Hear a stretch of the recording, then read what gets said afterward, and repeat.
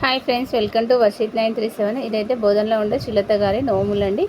Last year నోముకున్నారు. అలాగే పిల్లలకు భోగిపళ్ళు అయితే పోసుకున్నారు. ఇంటి ముందట చక్కటి రంగవల్లి అయితే పెట్టుకున్నారు. నవధాన్యాలు పోసుకున్నారు. పాలు పొంగించుకున్నారండి. ఒక్కొక్కరు ఆనవాయితీ ప్రకారం పాలు పొంగించేది ఉంటుంది, ఒక్కొక్కరికి అయితే ఉండదండి. కైలాస పర్వతం నోముకున్నారు. అలాగే శివుడికి 108 బేల్పత్రి పెట్టుకున్నారు. మారేడు దళాలు, అలాగే కడపలు నోముకున్నారు. సత్యలక్ష్మి, సదాలక్ష్మి, సంజయలక్ష్మి నోముకున్నారు. పాలు పొంగించడం అంటే ఇలా చుట్టూ గొబ్బెమ్మలు పెట్టి పాలు పొంగిస్తారు మధ్యలో. పిల్లలకైతే భోగిపళ్ళు అందరూ కలిసి పోసుకున్నారు. అలాగే అందరూ కలిసి అపార్ట్మెంట్లో ముగ్గులు వేసుకున్నారు అందరూ కలిసి. తర్వాత భోగి మంటలు కూడా వేసుకున్నారు.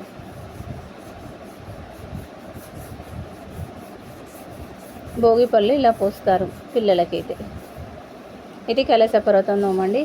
అంతకుముందు చాలా మంది నోముకున్నారు. ఇది గడపలు కూడా ముగ్గు డబ్బాలు, కడపలు, వాటర్ గ్లాసులు, అలాగే శివపార్వతులకి బట్టలు పెట్టి నొంకున్నారు. ఈ పాలు పొంగి ఆనవాయితీ మీలో ఎంతమందికి ఉంటే ఒకసారి కమెంట్ చేయండి. అలా అపార్ట్మెంట్ వాసులందరూ భోగి పిడికలు వేసుకొని, భోగి మంటలు వేసుకొని ఉదయాన్నే వచ్చారు.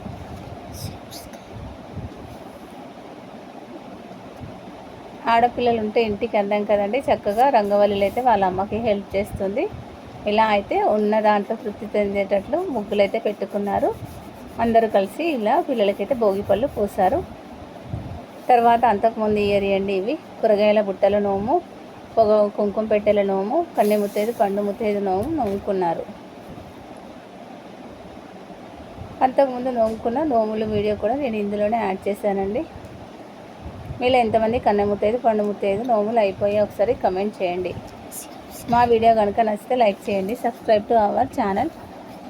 మా వీడియో నచ్చితే ఒక లైక్ చేయండి. మీరు ఇంకేమైనా నోములు నోముకున్నారా? నా ఛానల్కి ఒక కమెంట్ పెట్టండి. నా ఛానల్లో కూడా మీ వీడియో చూడవచ్చు. ఇవి అంతకుముందు ఇయ్యారండి. చీరలు కూడా నోముకున్నారు. 13 చీరలు, 13 టవల్స్, బ్లౌజ్ పీసులు పెట్టి నోముకున్నారు.